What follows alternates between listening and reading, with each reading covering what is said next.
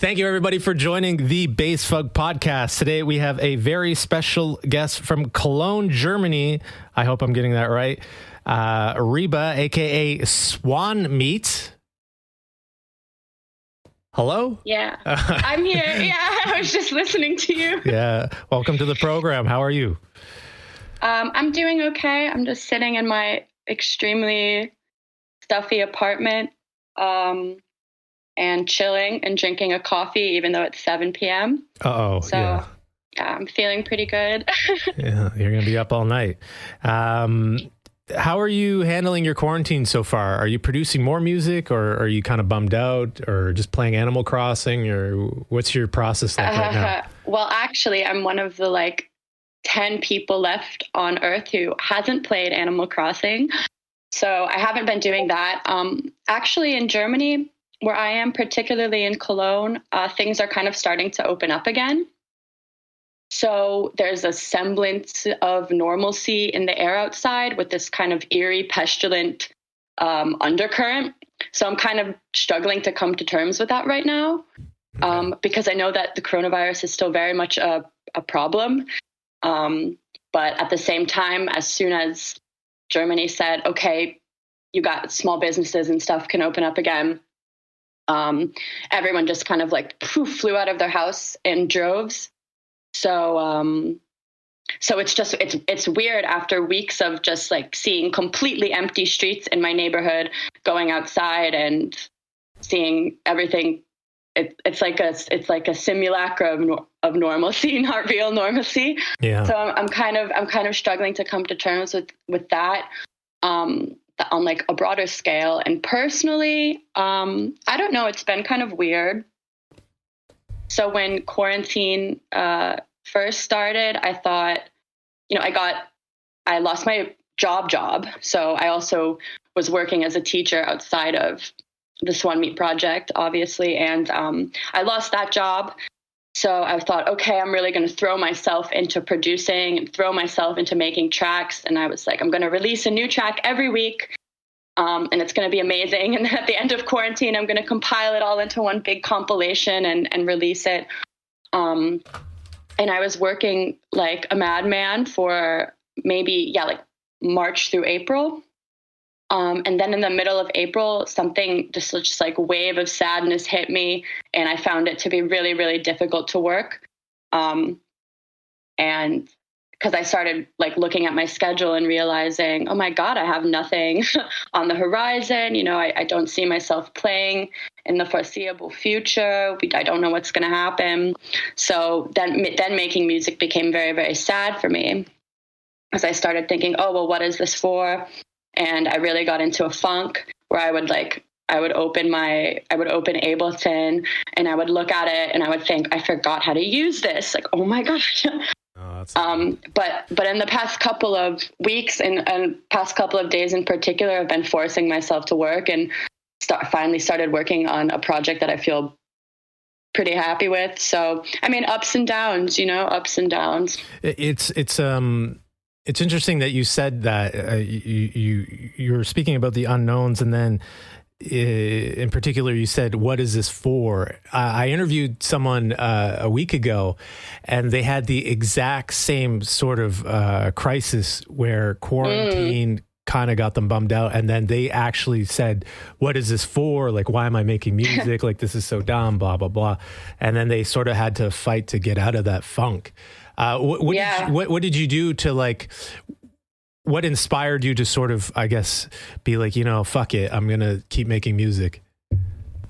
It was kind of just making myself a to-do list, getting out a pen and paper and kind of making a schedule for myself because I'm this type of person, I guess, and saying, okay, at 9 o'clock, you're going to get up in the morning and drink a coffee and then just sit down with your software and just fuck around, even if nothing good is going to come of it. Because I thought, well, I don't have anything left to lose anyway, so why not just fuck around? So I just thought, no matter what, so long as I'm working in the software and making stuff, even if it's just weird sounds and weird kind of one shot, I figured, well, that's better than nothing. And once I start working, something something interesting always comes of it. So yeah, that's kind of how it's been, just like forcing myself to do it, even when it feels really painful and hard. And I feel like I'm regressing in some manner. But I think another part of it for me was like, for the past, I don't know, the Swan Meat project itself, it took off really fast. Not like I'm a relevant figure in any way, but in this like you got a big niche little micro scene, right? The project took off kind of fast, like within a couple months of releasing my first EP, my first record. I was being asked to perform in a lot of, I was being asked to travel and perform. And that had kind of been my life for the past almost 4 years now. And so watching that come to a halt was really hard. And I had to decouple myself from the idea that there was like, that music was my job, basically. So in order to really start working again in the past couple of weeks, I've had to do the kind of, like self-help guy kind of spiritual woo thing and just tell myself like, you're doing this because you love it and because it makes you happy. And if I keep telling myself that, I feel like eventually I'll remember what made me start producing in the first place. So I'm kind of, it's a nebulous, weird feeling, but I'm finally getting back to that place. But I mean, I was like just back in, I think I played like 5 times in February, and then like a gauntlet lockdowns hit and it felt like my entire life was uprooted. Yeah. So, I mean, it's weird coming to terms with that. I know I don't speak for myself when I say I've also spoken to a lot of other musicians, as well, who are feeling the exact same way. And I mean, yeah. Yeah, that's rough. I had a similar experience in my own career a long time ago, where I was relevant for about a week, and then it stopped, and I was going from like 2,000 downloads a day on MySpace to like 100 downloads a week or something. And I remember it really fucked me up. I was like, whoa, wait, I thought I was like, had all this stuff going on and blah, blah, blah. And it could play mind tricks on you. So enough about quarantine, because it's getting a little, it's nice. The one thing about the quarantine being over that a lot of people I've been interviewing has brought up is that a lot of music is networking with people. And sure, you can network online, but when you're at a show, when you're talking to the promoters, when you're feeding off the energy of crowds, when you're meeting fans or new fans, people that just heard your stuff, it's so much more gratifying, and then when you remove that from the artist, it's kind of hard, Yeah, it is hard. And it's what was especially weird to me was that I feel like kind of within weeks of quarantines kind of coming down pretty much at the same time, give or take a few days, like kind of everywhere around the world, like within a couple of days of that, there was this deluge of like online raves and people announcing these new projects that they were going to work on in quarantine. And it felt like this actual, like this tidal wave of content coming at like a renaissance. Me, not me in particular, but just like, it felt like a tidal wave of content coming at me, which made me feel like, oh my God, like it looks like I have to be productive in quarantine. Otherwise, my value as an artist will somehow diminish on the like weird hyper-connected digital market. And that made me feel so weird because, of course, like I don't want to feel like my value as an artist is tied to my productivity as an artist. But I did fall into that trap a little bit, and I was made really uncomfortable actually by all of, even though I participated in a couple of them, I was made really uncomfortable by all of these online, like live stream, digital rave events that were happening because of what you said, because I was like, oh God, so much of what's, I grew up, like my first kind of introduction to, like, I hate this term, but like left field music was through getting involved in the DC punk scene, alongside my friends. Back in, I don't know, like 2013, no, earlier than that, 2010 through 2013. And what was so great about that scene in particular, and what I also found to be so great about the kind of niche electronic music scene that I have been involved in was being with a community was like the magic of community and meeting new people who think like you and who like this weird music that you like. Like there's nothing greater than going to a show and meeting someone and connecting with them on this very minute and specific level of like, oh my God, we both like this niche electronic artist that we discovered on SoundCloud.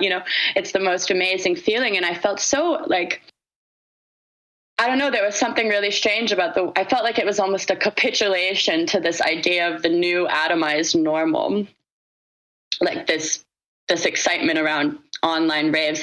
And I understand that they're a good addendum to live shows. But they're no replacement. Yeah.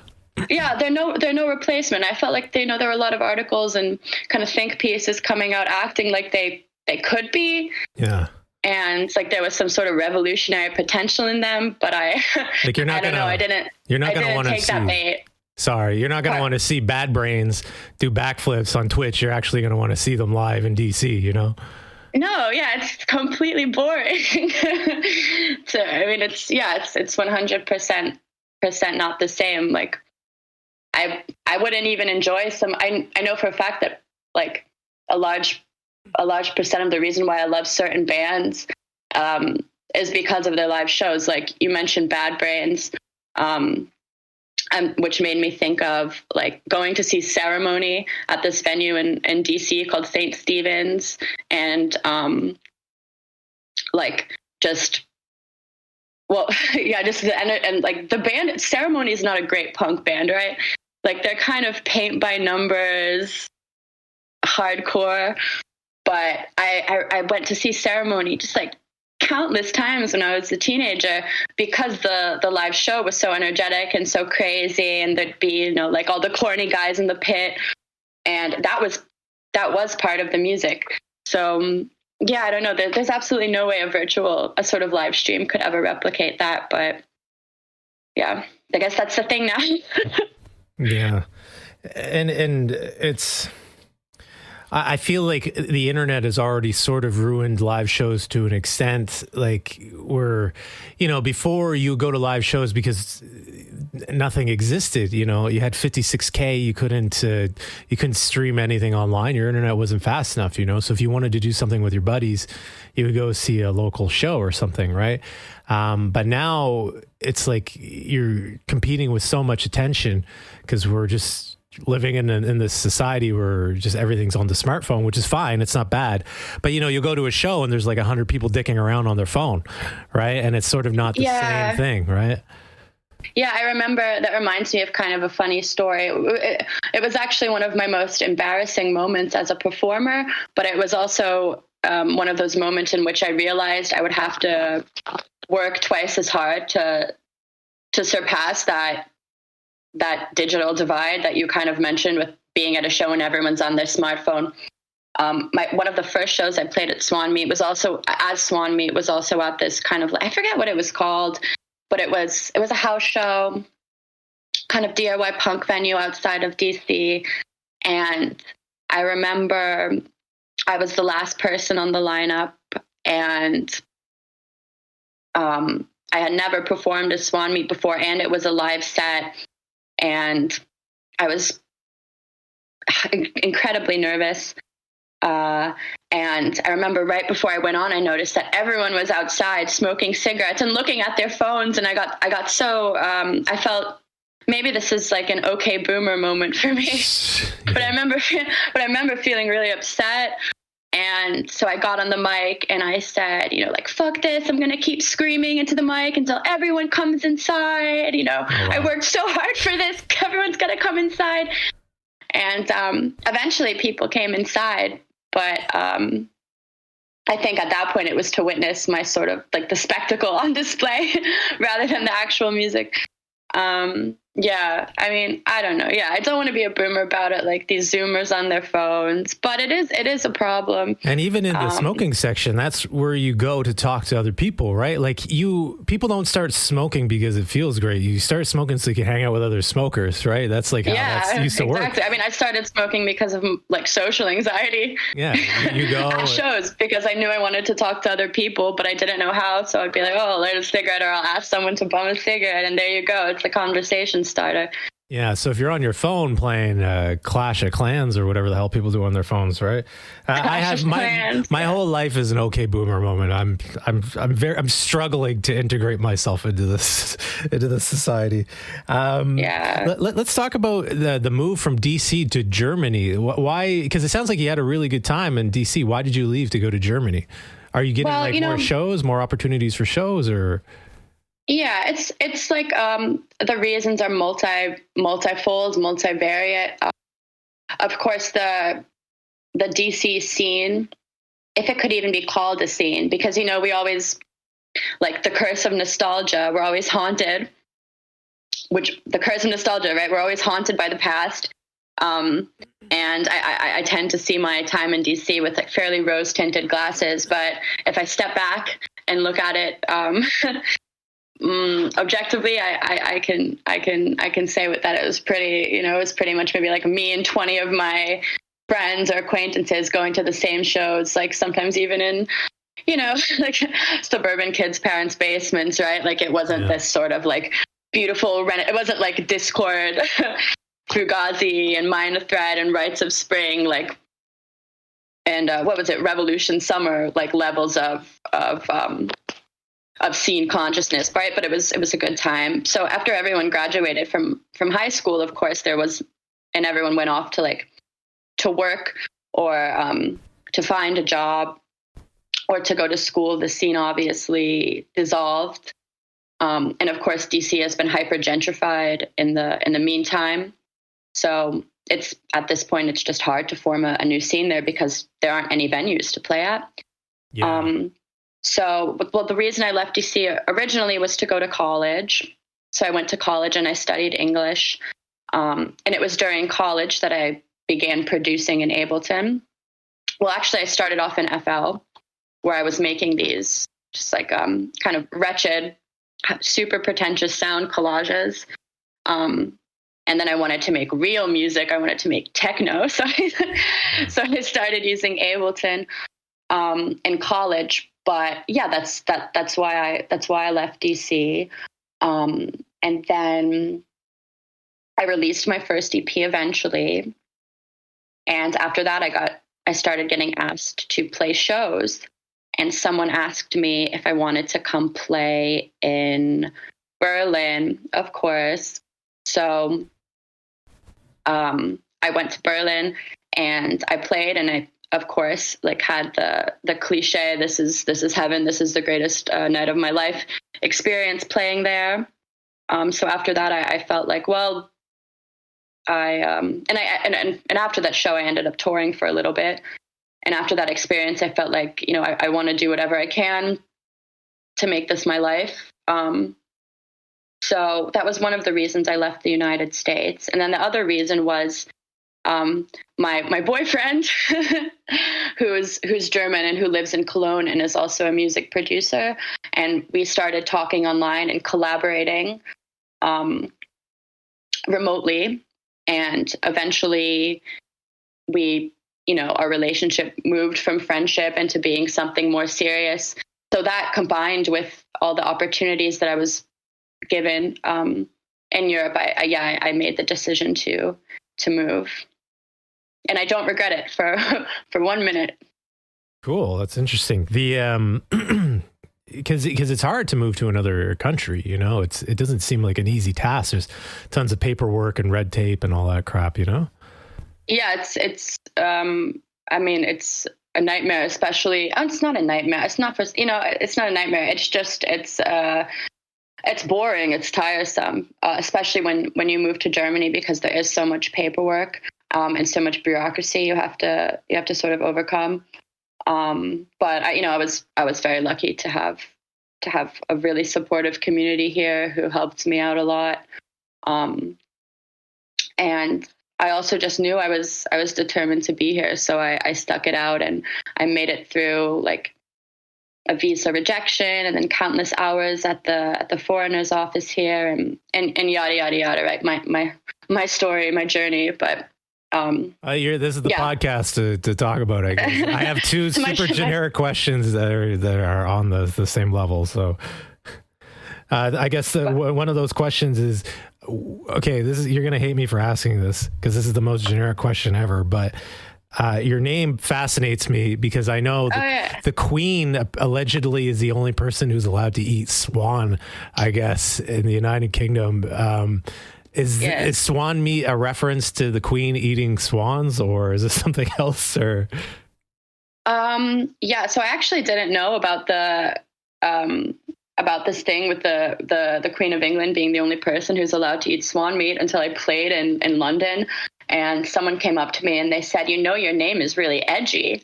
And I said, oh, well, why? I mean, I thought maybe they were offended because, well, not offended, but maybe they found it to be edgy because they were vegan, Oh, wow. But they told me in fact that in England, my name could cause offense because the Queen is the only person who's allowed to eat swan meat. But no, that's not the reason behind the name. It actually comes from a poem I read all the way back in 2015 by a writer named Natalie Albert. And her writing was about, it was full of viscera and guts, and it was about feeling grotesque and sort of and basking in one's own grotesqueness. This is kind of one of the things that, to me resonate, like one of the things in her poetry which resonated with me. And I just thought, swan meat, it sounds taboo, right? It sounds gross and bloody. And I wanted my music to be weird and gross and bloody. So yeah, that's the name, and it stuck. But I also never thought the project would ever get like an inkling of attention. So originally Swan Meat was literally just my username on SoundCloud. I never thought of it as like an artist name until people started listening to my music, and that was kind of what stuck. So it stems from a kind of a more obscure but incredibly talented poet. But I'm glad to piss off the royals if I can. Lol.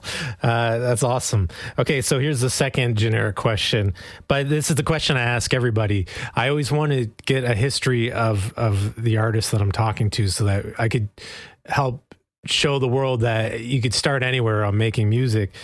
How did you get into music? You touched on it a little bit about your love for the DC punk scene. What about before that? Were you playing instruments before? What was your first, your earliest music memory as a child? So music has it has been a really, it's been central to my life since I was very, very young. I grew up with a mother who loved and still loves to this day, now much to my chagrin, Broadway and musical show tunes. Okay. And when I was growing up in Illinois, actually, my mom was really involved in the absolute. Have you seen that movie, Waiting for Guffman? No. The Christopher Guest movie. It's by the same guy who did Spinal Tap. Oh, okay. With some of the same actors.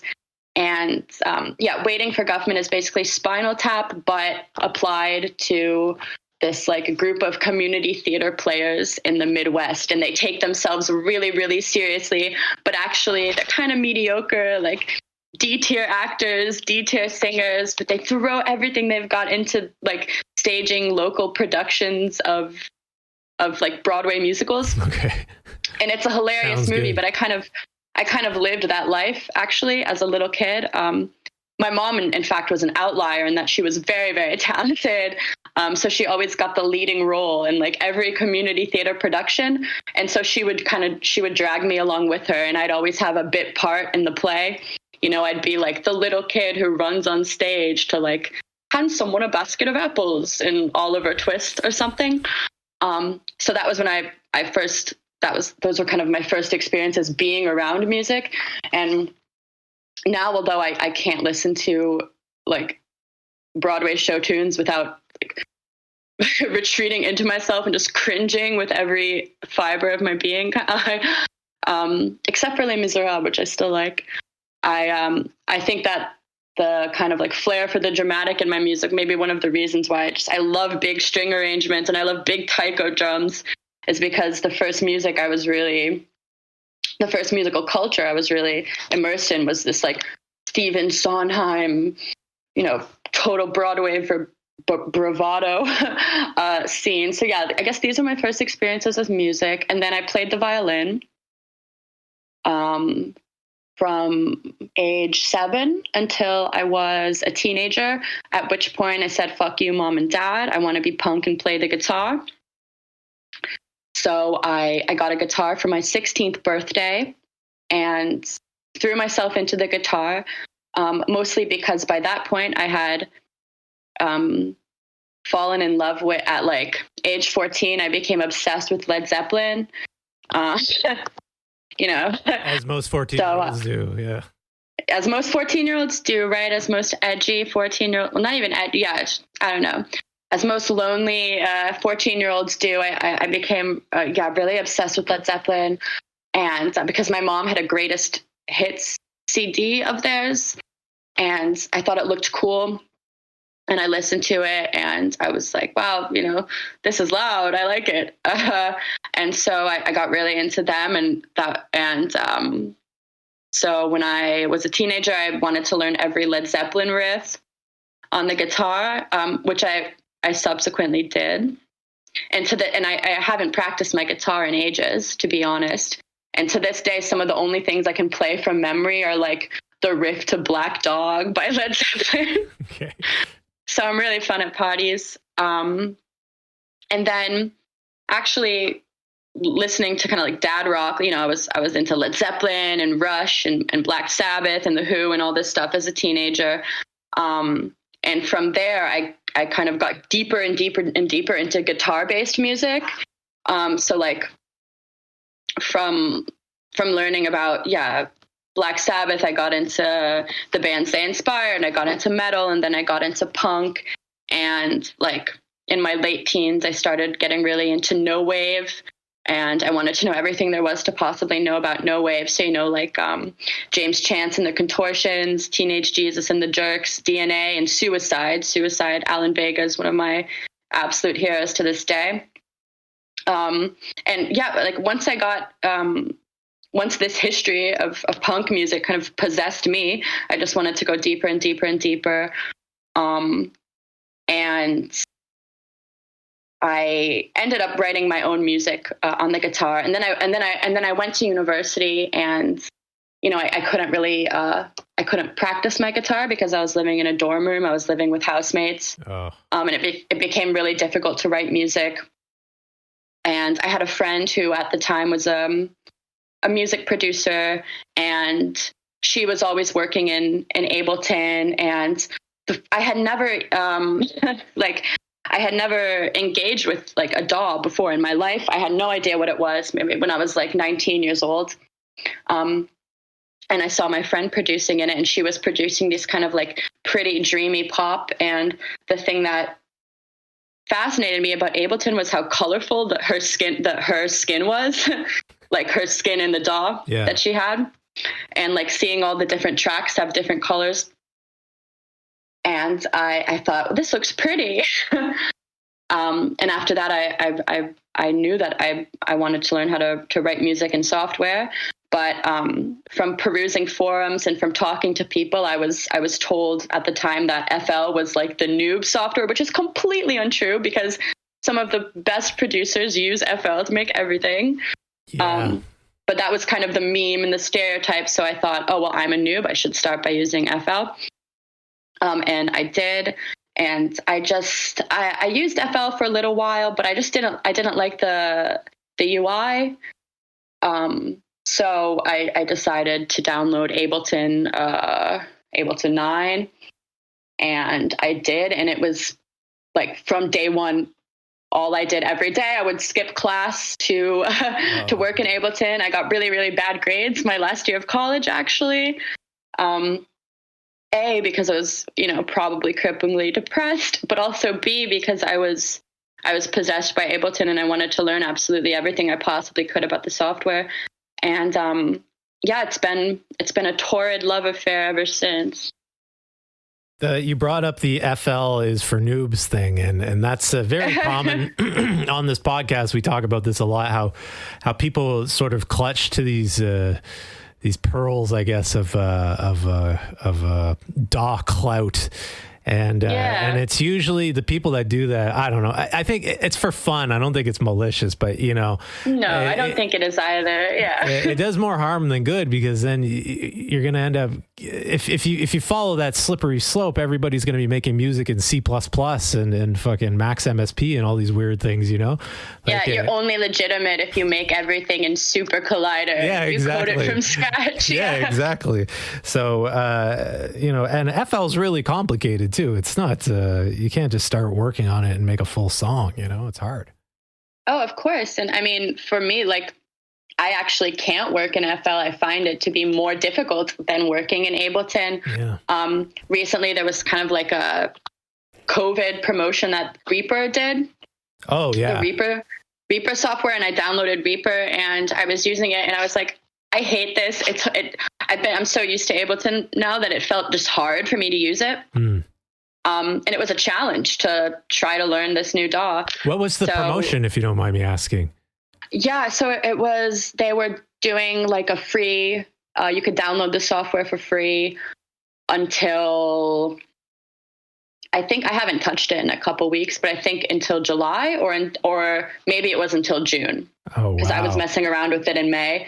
But yeah, I'm in school right now getting a master's degree, and I had a professor who sent out an email like, "Hey guys, if you want to try out Reaper, you can download it for free." So because I'm just like a rabid collector of software and plugins, I downloaded it and I tried it out. I mean, I've been WinRARing Reaper for years, because if you get the demo, it's full featured, but it gives you like a nag screen, and I never buy it, and I should buy it because I use Reaper to mix down the podcasts, and so but it's like $300, and I'm like, so now you got me. I gotta make a note of that. I'm gonna check that out after. Sorry to divert from hopefully no, it's not a diversion. I mean, I don't know, hopefully it's not over, but yeah, they were doing some sort of, which was sweet of them, but a free trial, come on, give us the whole cow. But yeah, what VSTs do you like to use?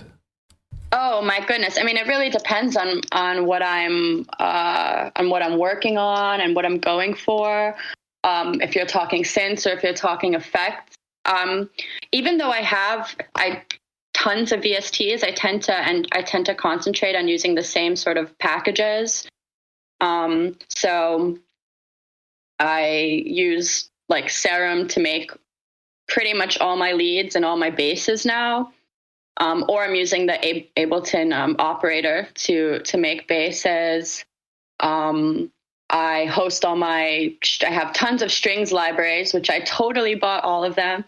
That I host in Contact, and the Contact player. I like using Massive. And then for effects, I really like the Waves bundle, obviously. I finally got around to the meme of messing around with the Mangler and some of these, what is it called? The manipulator, the Infected Mushroom Manipulator plugin.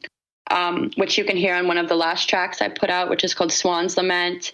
And recently I had a friend tell me, "Oh, don't use manipulator. Like everyone is using that. It's a meme." But I had great results with it, and I just loved what it did to vocals. So I have been using that a bit. And I love the Fab Filter bundle, especially for mixing things. Yeah, particularly the Fab Filter EQs are like a friggin' godsend when it comes to cleaning up your tracks and making everything absolutely pitch perfect and just like eliminating every weird, I call them ghost frequencies, frequencies that don't fit within the range of the key of the track. So I would say those are the things I turn to the most. I would definitely, Swan Meat would not exist without Fab Filter and or without Serum, especially right now as I've turned to making more like bassy, sort of just like kind of big room style tracks. They're godsends.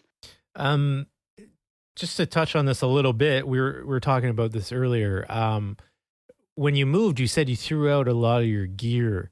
Was that like something that you found difficult? Like, was that like sort of like a fork in the road moment where you're going like, hey, this is going to be the start of my new life, and I love my guitar, but like I can't bring it on the plane with me. Was that difficult, or? There were certain things which were difficult to sell, and then other things which weren't. So I had a mandolin. Ooh, that'd be hard to sell. Really, yeah. Which of course the only songs I knew how to play on it were Led Zeppelin songs. Okay. But I loved this man. I kind of just loved fucking around on it and hanging out in my room and listening to it, because the sound of the mandolin is so beautiful, and it was blue and so well crafted and beautiful. And I got it as a gift, actually. And selling that was painful. I had I had a little Korg sampler that I used that I ended up selling, a Chaos pad that I sold, a little Mackie mixer that I sold. I didn't have much gear to begin with, but everything that I did have, including a guitar, I did end up selling. And when I couldn't find buyers, for the guitar, I couldn't find a buyer, and I ended up going to a pawn shop for it. And I was at the pawn shop, and the guy working there was like, "Are you sure you want to sell this?" Because I know I looked so sad, but I had to save up money. Yeah. And by that point, I was well on my way to making my entire workflow Ableton based. But there are times when I really do regret it, and I want to build up a compendium of gear again. Because the pawn shops are worse than GameStop. They take it for 1/4 of the value or something like that. Oh, nothing. I don't remember what it wasn't an incredible guitar. Of course, it had emotional significance to me. But I remember I got a pittance for it, Yeah. And I felt like, oh, it's so gross, just because I'd given so much to this guitar, and it had gone through so much with me. That luckily I hadn't gone to the point where I named it. Once I started giving my instruments names, that's when you know I have a problem. But it was definitely sad, and I do regret it, especially now. Who knows when I'll play a live set again? But I had been playing live a lot before quarantine hit, and I remember I had been thinking, oh, it's really time for a switch up, because there's only so much you can do with a MIDI controller and a laptop. Yeah. For a live set, it starts to get boring, which is why I end up engaging in like on stage antics and incorporating vocals into the live versions of my tracks, just because I know how static it can be to just watch someone like trigger clips on the APC 40. Yeah. I'm doing like a gesture with my hands right now. So I do want to start using gear, but I haven't in so long. I do feel like quite a noob. I have a friend who has a mono machine, and they were showing it to me, and I was like, what is this magical technology? I want to know everything about it. So yeah, hopefully in the future, but I don't see that happening for a while, because now I'm broke again. I have a couple of weirder questions I'm going to ask, and we're going to see how you like these. Sure. Earlier, you were talking about a simulacra of normalcy when it comes to people coming out of quarantine. And I get what you mean. Like, it was for a month, it looked like DayZ or one of these zombie video games or movies or whatever, and then now everyone's sort of back to normal, but there's sort of this kind of it's sort of like a fakeness to it, It's like, oh, yes, that was weird. Like the veil has been lifted. Do you find it's a performance of normalcy? Yeah. Yeah. Do you find that music has sort of transcends the certain cultural barriers, and it just sort of gets to the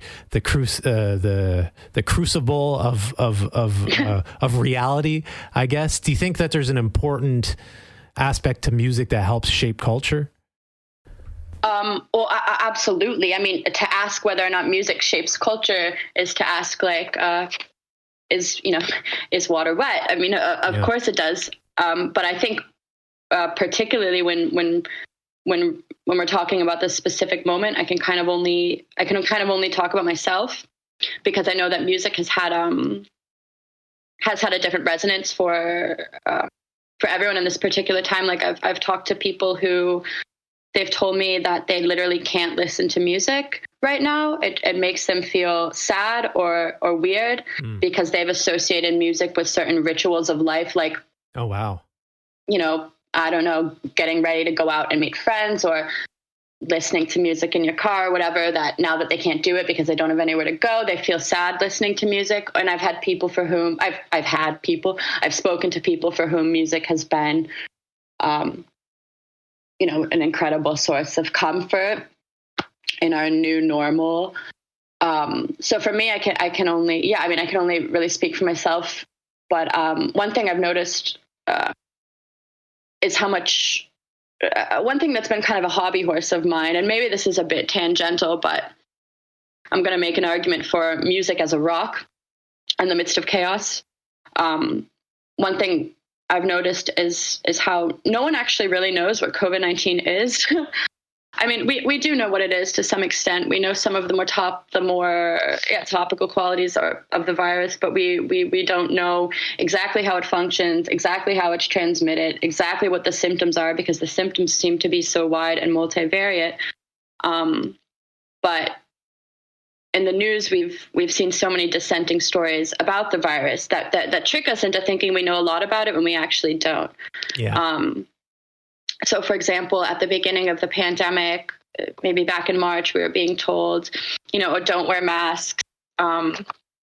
It's actually bad and dangerous if you wear them. And now the consensus is actually, no, you should be wearing them all the time. We were told that you can't transmit it if you're asymptomatic, and now we're being told that you can. And, so there's, it reminded me of that Adam Curtis, the way the media circus has been kind of coalescing around coronavirus has reminded me of that Adam Curtis documentary, HyperNormalised. Yeah. Where the so-called, powers that be have no idea what's going on. Yeah.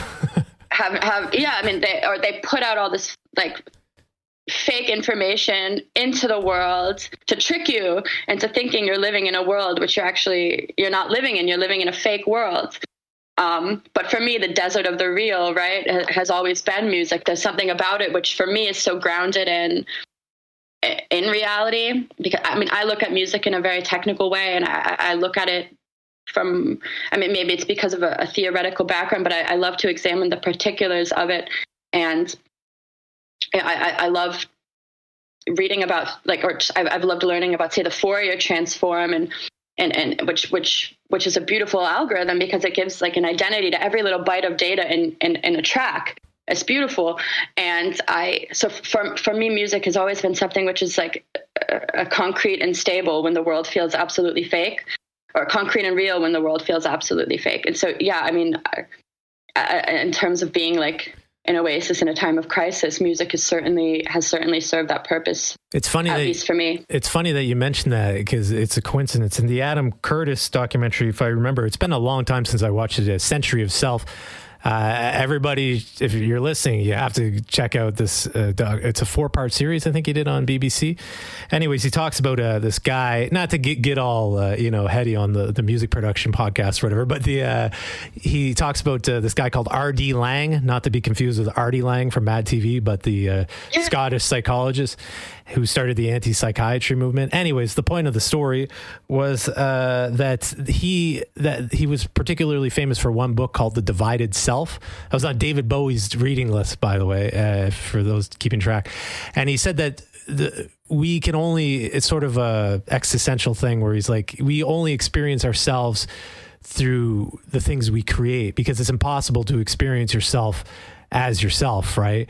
I think this is like philosophy 101. So he says, like, you know, when you're putting pen to paper, you're experiencing who you are by what you're writing. And so when you're talking about music being a rock, it's like we have this like collective experience of humanity through the music that we're creating. I don't know if you agree with that, if that makes any sense. But it's sort of the beauty of music, because it's a form of expression that we're all able to digest so quickly, you know? Well, not only that, it's something that we can name. Yeah. I can point to, and I can say, well, this is real. And I know it's real because I have the project file to prove it. And I also have the final stereo bounce to prove it. And when I'm questioning so much else that's going on, there's this one thing I can point to and say, well, okay, that's real. And I think that's very important. I've never been one to ascribe like spiritual, mystical qualities to art or artwork. I'm not romantic in that way, but I do like to know when something.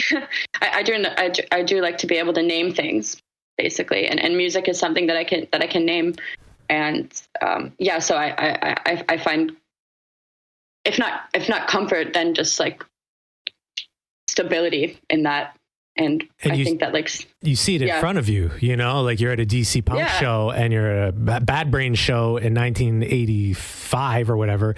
And you see this gigantic mosh pit and it's like, it's so tangible. It's in front of you, but it's literally magic. Like the fact that this metaphysical thing just sort of transcended out of people's brain, out of creativity, this impulse, and now it's affecting this there's this phenomena happening in this small sweaty room that you spend $5 to get into, you know? Yeah. I mean, also I feel like being at a punk show is kind of one of the only places in the world where you can be confident in the fact that you are one, that you are an individual, while also very much being part of a hive. Yeah. I don't think it's bad to be part of a hive. What I have to think about is kind of one of my own a personal anecdote, which is I remember I was at a show for a band. I believe it was a Coke Bus show, and the opening band was called Sectarian Violence, which a little too relevant for our times, but I remember being at the show and I was feeling very much one with the hive, in as much as I was like in the pit as a teenager, and I was like I had pink hair and I was like always like cutting up my shirts, and I felt it was very very important to be like a woman in the pit, and like really throwing elbows at like large men and stuff. And I remember I was going in, and some guy just like on accident like elbowed me in the face, and I immediately got this just like massive nosebleed, and of course I broke my nose. And it was one of those moments where I was immediately thrust from the hive and very much aware of the fact that I was an individual, because all I could focus on was like this throbbing pain in the middle of my face. And where else can you get that experience? It's cleansing. Not on Twitch, not on Facebook Live. Yeah, certainly not on a live stream. I feel like if there were like a group of 18-year-olds listening to me right now, they'd be pointing and laughing and be like, "This boomer believes in the power of live music. What a nerd." Yeah. But it's true. It's been true for me, and I've had the opportunity to play in so many places where the club was like the only refuge for outsider communities in that city, in that neighborhood, and I hate the thought of losing that. I really, really do. Yeah. So I think it's important to really, when this madness ends, if it ever ends, this madness being the virus, capital V, the virus, we need to emphasize how important it is to be with other people and yeah, I don't know. And if that means kind of mystifying the live show, then I guess I don't really care, because yeah, there's that sort of spiritual aspect to it, which can't be replicated, I don't think, in a Twitch chat. I'm going to switch gears a little bit. You don't need to talk about this if you don't want to, but I noticed there's a lot of anime imagery in your brand. And going through your tracks, in Tear Circus, I hear you sample the Ghost in the Shell song, which might go back to your allure to the Broadway, I guess, power, I guess, because it's a very powerful song. You know, it's very over the top with really those big drums and stuff. I'm making of Cyborg, yeah. Yeah. Well, what is the allure of anime for you in your music? Anime is kind of the only other thing that's been with me as long as music has. So I've been a major fan since I was a kid, watching Digimon. Not Pokemon, because I've always been an outsider. So it's just something that's impacted my musical palette in a lot of ways, because like the songs that I was listening to all the time as a kid were literally like anime openings and Broadway show tunes. Oh wow. So it's one of those things that I've followed for a really long time, and I like my music to be really loud and visceral and hyper detailed, and I feel like the best anime are also that way. So I'm really drawn to shows which are gory and bloody and over the top, or if not gory, just over the top. Yeah. So like I love Studio Trigger, and I love like Kill la Kill, and yeah, it just resonates if it's hyper real in a world that seems so fake real. And I love that about it. And so I think just the extent to which I'm a fan is the extent to which I incorporate certain motifs from anime soundtracks, or soundtracks, or just like thematics into my music. Yeah. I'm watching JoJo's right now, JoJo's Bizarre Adventure. That's great, yeah. Yeah, it's so funny. And I've yet to see the like JoJo's vibes emerge in my music. Right now I'm actually making just kind of like straight up big room techno tracks. Yeah. Like I can't stop making the Tiesto bass. Okay. It's just too easy. It's kind of like a crutch now in my music. But hopefully we'll see the Joe stars like emerge in the Swan Meat project soon. But I'm still waiting. I don't know. It's just something. It's something I love. It's something that's a reference point for me. I actually am not a big like electronic music head. If you asked me to name my like top 5, like my top 5 favorite specifically electronic music artists, I would struggle. Just because there's obviously so many electronic music artists who I absolutely love. I don't have like a canon in the way that other people do. My canon really is, anime, Broadway, and then rock music. So because of these are the things that I have in the little mini hard drive in my head. These are the things that become reference points for me musically. And because they're reference points for me musically, they're also obviously like visual reference points for me. So I've never made a concrete effort to like craft a Swan Meat like visual palette or aesthetic. I've never really thought about it, because I always believe that the music should come first. Like, because I find myself drawn to these images, they emerge in the artwork around the project.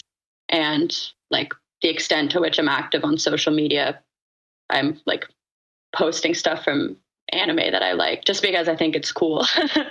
Excellent. So it's like a part of who you are and where you came from.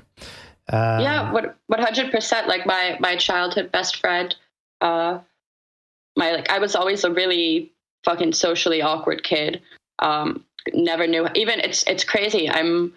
So I'm obviously right in front of my laptop right now, kind of in a corner of my room.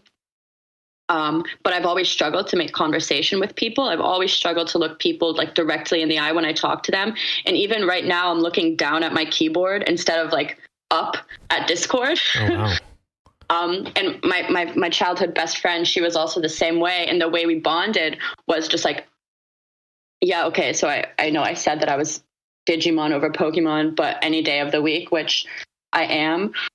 But like the way we bonded was just like looking at Pokemon cards together. We would put them in these, like, we would laminate them and then put them in a big binder, and we could just look at the cards. Oh, wow.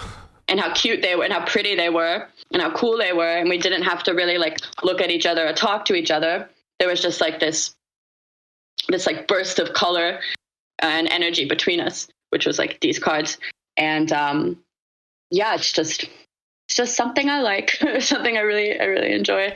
The trick is you look at the forehead, right? So they think you're making eye contact, but you're just looking at their forehead. Yeah, you look at their forehead. Then it starts to get weird. I remember being really thrown off guard. Actually, maybe one of the only foibles I have with playing live shows, especially as a small artist, where you're kind of obligated to also mingle, which I love doing. I really do love meeting new people, even if I can't look at them when I talk to them. But sometimes people feel like because you were just on stage and because they connected to your music in some way, in those moments, they can just kind of like say whatever they want to. And I remember one of the weirdest moments I've ever had at a show was after I had done a DJ set. And after I played, I was kind of chilling outside, smoking, obviously, because I'm so cool. Yeah. And a guy came up to me and we started a conversation about Led Zeppelin, actually, of all things. I don't remember how the conversation got to that point. And then kind of in the middle of our discussion, he just called me out and he was like, "Why aren't you looking at me? Like, you should really look at my face. My eyes are up here." Oh, weird. And I remember feeling like so thrown off guard. So I guess was it a job interview? Like, what the hell? Yeah. I mean, I don't know, but if only we'd had like a deck of Pokemon cards in between us, then maybe we could have gotten along a lot better. Reba, I really appreciate the time. This has been a great interview. I'm going to ask one last question before we wrap things up. Cool. You were talking about you were growing your brand. It sort of happened almost too fast for comfort. I think that this is a problem that some people wish they had. What do you have for advice for growing your brand as an artist, and maybe some tips and tricks, some pro tips for new producers trying to get, break that barrier of having, maybe 500 likes on their Facebook page? Oh, geez. Well, my first advice would be to discard usage of the word brand, because that's corporate speak. Yeah. And it's toxic. And, I'm totally opposed to this, like, Ethan Hawke in Reality Bites, like authenticity, man, kind of way of looking at the world. But there is an extent to which I'm going to use some market speak now, but there is, like, as a consumer, there's the word I was looking for, market speak. As a consumer, I tend to notice when a project is all smoke and mirrors, when it's a lot of social media posts and press photos, and then very little musical content. And I think this is something like folks can see through. And I understand why people engage in the smoke and mirrors performance, because it's like, fuck, what else can we do to get our project out there? And so sometimes we have to be bombastic and sexy and over the top on social media, and we have to play the press photo game, and we have to play the brand identity game. But that should never be the most important thing. It should always be secondary to your project. My advice would be do what you love. Don't ever change the way you make music. For anyone else, like, I've had people tell me that my string arrangements are weird, that my music is too dramatic, that they can't dance to it. And then I've had people who've told me I don't like the new Swan Meat music because it's too danceable, and you've gotten basic as a producer. But you have to have a little bit of a tunnel vision. You have to have tunnel vision, I think, in a way, and just make music as much as you possibly can and put as much of it out there into the world as you possibly can. Don't be afraid to release stuff. Start a Bandcamp, make a SoundCloud page, even though SoundCloud is sadly kind of dying out as a platform. I don't know. Yeah. Make a Bandcamp page, release as much as you can. And, what else can I say, but be true to yourself, and don't fall victim to the riptide of trends. Because trends come and go, especially in electronic music. Like planking. Yeah. Trends like memes and TikTok, TikToks, I don't know, plural, come and go, but a good music will rock and roll will never die. So that's my advice. Excellent sound advice. Reba, thank you so much for your time. Where can we reach you if we want to check out your music? What are your social links? Well, first of all, thank you for having me. I hope I wasn't too awkward of an interview. It's my first podcast. No, it was great. So I'm, till this day, I was indeed a pod virgin. So now I can say that cherry's popped, which is great. Okay. Where can you find me? On SoundCloud, I'm Swan Meat. And on Bandcamp, I'm swanmeat.bandcamp.com. And I'm also on Instagram and Twitter and stuff, but who cares? Go listen to the music first. And then my last EP, which was released in February, is called Flesh World, and it's out on Infinite Machine, which is an incredible record label based in Mexico City and Montreal. And if you go to Infinite Machine on Bandcamp, you can find that EP. And I have some new projects in the works finally, so that'll be coming out. Hopefully, these things will start coming out before 2020 is over. So, yeah. Excellent. We are based in Montreal. I'll have to check them out. Cool. Yeah, I want to visit Montreal someday. It's cool. It's kind of a cesspool of construction here, but it's fine. Yeah. Yeah. I mean, I feel like it's probably better than Toronto. Yeah. Don't even get me started. I know I'll talk about it some other time. I know we have a lot of Toronto listeners. Yeah, birthplace of the intellectual dark web, Toronto, Canada. This is all I know about. Oh, wow, yeah. Thank you so much. I'll let you know when this has been released, and it was a great interview. Great. Thank you so much for talking to me. It was fun. Take care. All right. Bye, Will. Bye-bye.